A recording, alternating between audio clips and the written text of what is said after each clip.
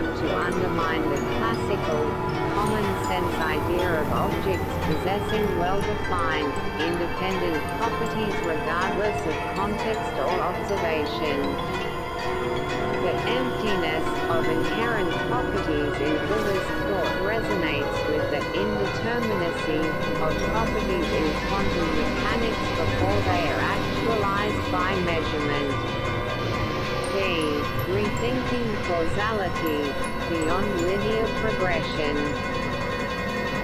The traditional, linear model of causality, where a distinct cause precedes and produces a distinct effect in a unidirectional flow, is challenged by both Buddhist philosophical analyses and certain quantum phenomena. Buddhist thought, particularly in Mahayana schools, offers radical reinterpretations. Nichiren Buddhism's principle of indulgency, simultaneity of cause and effect, posits that cause and effect can be co-present within a single moment of life, with practice cause and realization effect being mutually immanent. The Madhyamika school, through Nagarjuna's dialectic, deconstructs the very notion of separate causes and effects, arguing for their mutual dependency and ultimate non-duality based on the emptiness of inherent existence. If there are no independently existing things, then a separate cause cannot act upon a separate effect.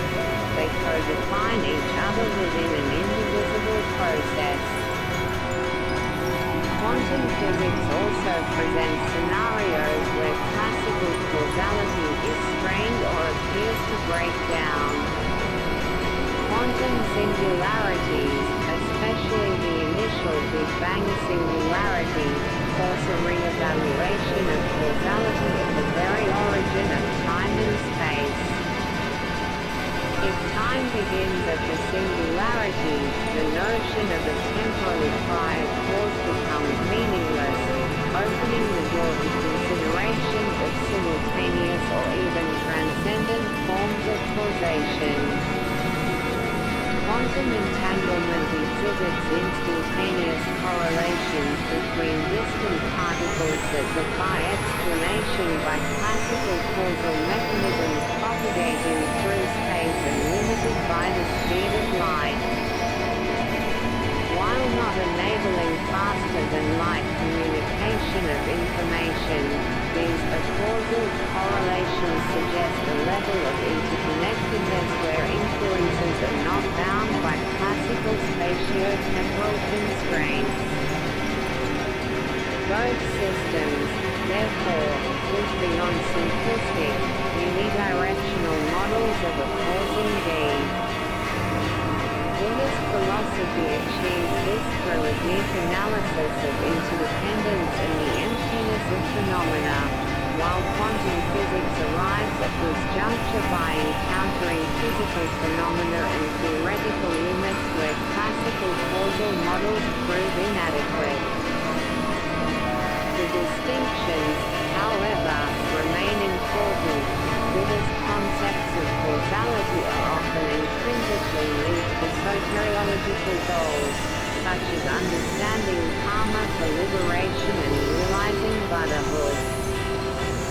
Quantum considerations of causality, conversely, are tied to the mathematical structure of physical theories, the interpretation of experimental observations, and the quest for a consistent description of physical interactions.